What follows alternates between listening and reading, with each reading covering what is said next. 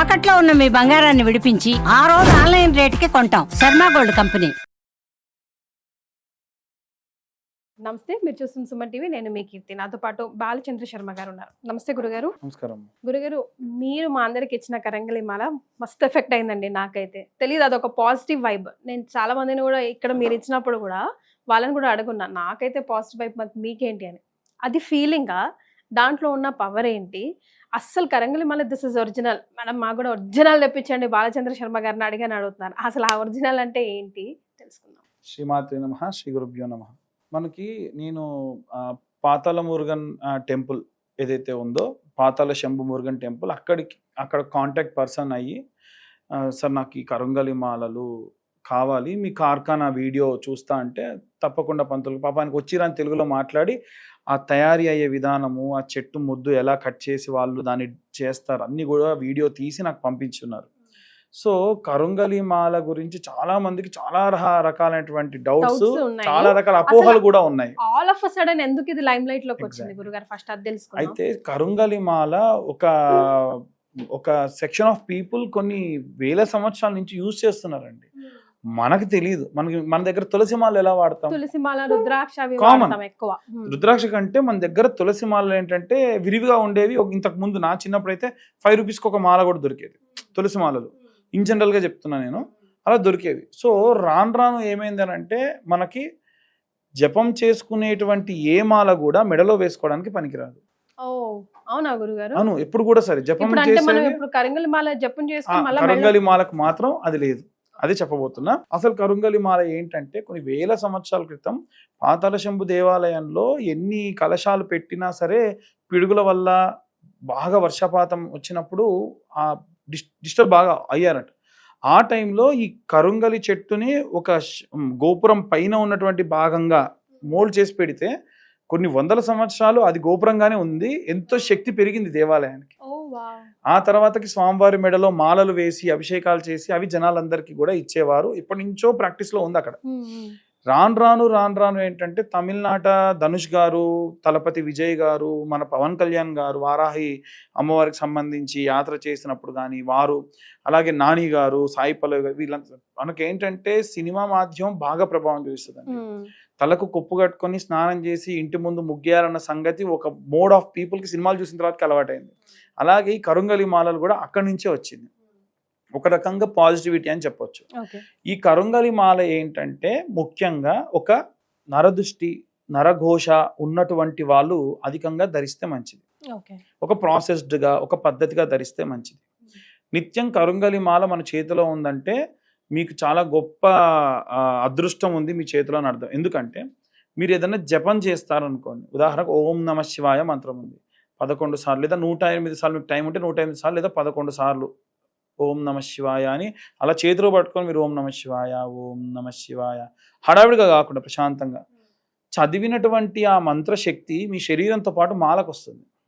ఆ మాల ధరించడం వల్ల శరీరానికి విపరీతమైన పాజిటివ్ వైబ్స్ వస్తాయి. ఒక కాస్మిక్ ఎనర్జీ వస్తుంది.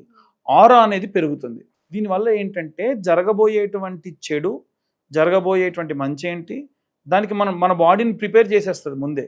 ఆబ్వియస్గా ఇప్పుడు ఉదాహరణకు ఒక పర్సన్కి ట్రాన్సిల్స్ ప్రాబ్లం ఉంది, పక్కా నాకు ఆపరేషన్ అవుతుంది, ఆ పలానా టైం వరకు నాకు సర్జరీ అయిపోతుంది. సో ఈ సర్జరీ అయ్యే టైంకి నా బాడీ దీని అన్నిటికీ ప్రిపేర్ అయి ఉండాలి, మైండ్కి చెప్పేసి ఉంటుంది అనమాట. సో టెన్షన్ పడదు, బీపీ పెరగడం ఇలాంటివి ఉండవు. ఇది జస్ట్ ఎగ్జాంపుల్ చెప్పా, ఇలా చాలా ఉంటాయి. ఇంకోటి, మనం ఎదుగుతున్నాము అని అంటే మంచి కోరేటువంటి వాళ్ళు ఎంతమంది ఉంటారో చెడు అనుకునేటువంటి వాళ్ళు, దిష్టి పెట్టేటువంటి వాళ్ళు కూడా అలాగే ఉంటారు. సో వాళ్ళు ఎలా అంటే అబ్బా ఇంత డబ్బు వచ్చేసింది, వీళ్ళు ఇంత లావిష్ లైఫ్, ఇంటర్నల్గా ఏం ప్రాబ్లమ్స్ ఉన్నాయి ఎవరికి అనవసరం, బాగా తయారయ్యారు అని అంటే చాలు, బాగుంటేనే తయారవుతారు, లేకుంటే తయారవ్వరు, వాళ్ళ ఉద్దేశం అది. ఏదైనా చిన్న ఫంక్షన్ చేస్తే అబ్బా ఇంత బాడీ పెయిన్స్ అంటారు, ఇన్ని ప్రాబ్లమ్స్ అంటారు, ఫంక్షన్ ఎంత బాగా చేశారుగా అని అంటారు. అంటే ఇవన్నీ కూడా ఏంటంటే నరఘోష, నరదిష్టి ఇవన్నీ పోవడం. ఇంకొకటి ఏంటంటే పాజిటివ్ వైబ్స్ రావడం ఎక్కువ. మంచి అంటే ఎవరేమనుకున్నా మన పని మనం చేసుకుంటూ వెళ్ళాలి, మన పని మనం ఎంత అక్యురేట్గా చేసామనేది కావాలి. ఇలాంటివన్నీ కూడా మనకు ఖచ్చితంగా ఈ కరంగలి మాల హెల్ప్ చేస్తుంది. అయితే ఈ కరంగలి మాల వేసుకొని ఉన్నప్పుడు ఖచ్చితంగా కొన్ని నియమ నిబంధనలు పాటించాలి. ఆడవాళ్ళు, మగవాళ్ళు, ముసలి వాళ్ళు, చిన్న పిల్లలు. మా అబ్బాయికి ఉపనయనం అయింది, వెంటనే నెక్స్ట్ డే వాడికి వేసాను, వాడు మామూలుగా గాయత్రి దాంతో చేసుకుంటున్నాడు, తర్వాత తీసి దేవుడి దగ్గర పెట్టుకుంటున్నాడు. ఎందుకు అని అంటే అది అంతే, ఒక ప్రాక్టీస్లోకి రావాలి పిల్లలు అనేది నా ఉద్దేశం. అట్లా ప్రతి ఒక్కరికి కూడా ఈ కరుంగలి మాల అంత శక్తినిస్తుంది. ఈ మాల వేసుకున్నప్పుడు లేడీస్ మాత్రం మెన్సెస్ టైం వస్తుంది లేదా వాళ్ళకి ముందుగానే ఇంటిమేసీ అనేది తెలిసినప్పుడు ఇమీడియట్గా తీసి బ్యాగ్లో పెట్టడమో లేకుంటే ఇంట్లో దేవుడి దగ్గర పెట్టేసేయడమో చేయాలి. ఒంటి మీద ఉంచుకోకూడదు. ఒకటి ముందే తెలిసినప్పుడు వాష్రూమ్కి వెళ్ళాల్సి వచ్చింది అంటే మల విసర్జన చేసేటప్పుడు అది తీసేసి వెళ్ళాలి. తర్వాతకి కాళ్ళు చేతులు కడుక్కొని వచ్చి వేసేసుకోవచ్చు, తప్పేం లేదు. 2, మూడవది నాన్ వెజ్ తినకూడదు అది వేసుకొని. ఇంట్లో ఆడవాళ్ళకి మెన్సెస్ ఉన్నారు, పొరపాటున మనం తగులుతావేమో అన్న డౌట్ ఉంటే మగవాళ్ళు తీసి దేవుడి దగ్గర పెట్టేసి అయిన తర్వాతకి వేసుకోవాలి. 4వది ఏంటంటే అది వేసుకొని భార్యాభర్తలు సంభోగం చేయకూడదు, అది వేసుకొని నిద్రించకూడదు. నిద్రలో చాలా రకాలైనటువంటి కామ్యకమైనటువంటి విషయాలు ఆలోచనలోకి వస్తూ ఉంటాయి, మన ప్రమేయం లేకుండా ఏవైనా జరగవచ్చు. కాబట్టి అది మెడలో ఉండకూడదు, నిద్రించకూడదు. అది వేసుకొని స్నానం కూడా చేయకూడదు. స్నానం ఎందుకు చేయకూడదు అని అంటే దాని క్వాలిటీ గురించి చెప్పినప్పుడు మీకు తెలుస్తుంది. నీళ్ళలో నానిపోతే సైజ్ తగ్గుతా వస్తుంది, అది దానికి ఉన్న లక్షణం అది. కాబట్టి ఇలా ఏవైనా ఎవరైనా చనిపోతే అక్కడికి తీసుకొని వెళ్ళకూడదు. అది వేసుకొని వెళ్తే చాలా ఇబ్బంది. మళ్ళీ దాన్ని అది పక్కకు పెట్టేసుకొని వచ్చిన తర్వాతకి మళ్ళీ కొన్ని వాటర్ పాలలో కడిగేసుకొని వేసేసుకుంటే తప్పులేదు.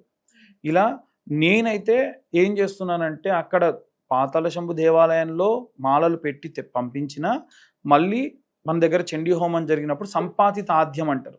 మాలలన్నీ అలా పెట్టి హోమంలో నెయ్యి వేసినప్పుడు కొంచెం నెయ్యి ఆపి మళ్ళీ ఆ మాలల పైన వేస్తాం. దాన్ని సంపాతితాధ్యం అంటారు. అంటే ఆ మంత్రశక్తి కొంచెం ఆ మాలలకు రావాలి.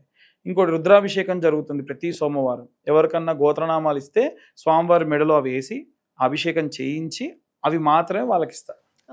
వీటన్నిటికీ కూడా ఎక్స్ట్రా ఛార్జెస్ ఏం లేవండి. నార్మల్ 1116 నేను ఛార్జ్ చేసేది అవే చేస్తున్నాను. ఇలా చేసి వాళ్ళకి ఇవ్వడం జరుగుతూ ఉంది. అయితే చాలా మందికి ఉన్నటువంటి అపోహలు అంటే ఎట్లా తెలుసుకుంటారు మీరు, ఇది ఒరిజినల్ ఎలా చెప్తారు అని అంటారు.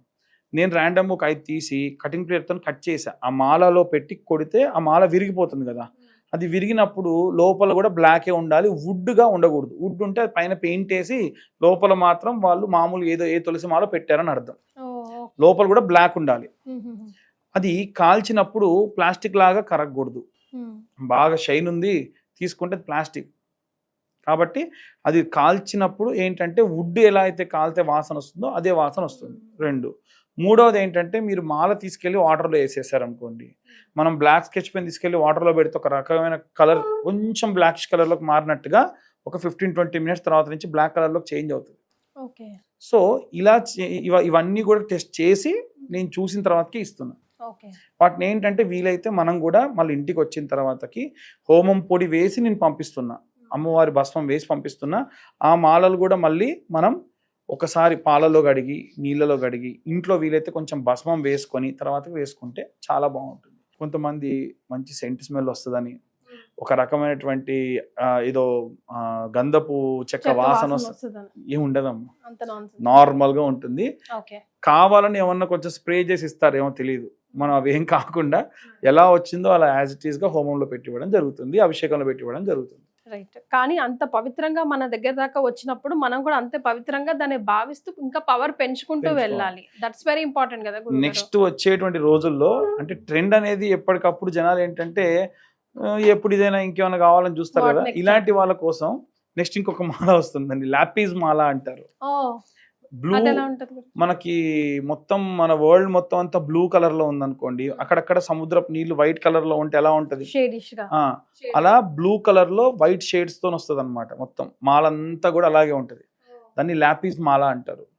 సో అవి శని ప్రభావం. ఇప్పుడు అధికంగా ఏంటంటే అష్టమ శని, అర్ధాష్టమ శని, ఏలినాటి శని ప్రభావాలు, వీటి వలన చాలా రకాల ప్రాబ్లమ్స్ షష్టగ్రహ కూటమి ఇవన్నీ అయ్యాయి. కాబట్టి అవి ధరిస్తే మంచిది, కానీ ఓవర్ హీట్ బాడీకి. సో ఓన్లీ 3 hours మించి అది శరీరం మీద ఉండకూడదు. నేను రీసెర్చ్ అంటే వేసుకొని చూస్తున్నా కాబట్టి చెప్తున్నా. ఒక్క బుధవారం రోజు మాత్రం ఏమవ్వట్లా, మిగిలిన రోజులు ఎప్పుడు వేసుకున్నా కానీ అది విపరీతమైనటువంటి బాడీకి హీట్ వస్తుంది అనమాట. అవి టెస్ట్ చేస్తున్నాం, ఇంకా చాలా మంది అడిగి చూస్తున్నా ఇచ్చి ఎలా ఉంది చెప్పండి అని. ఒకవేళ అన్ని తెలుసుకొని ప్రాపర్గా ఉంటేనే ఇవ్వాలి, ఎవరు చెప్పాలి ఎవరికైనా అని దాని గురించి చెప్పట్లేదు. రైట్. చాలా సంతోషం గురుగారు, ధన్యవాదాలు. ధన్యవాదాలు.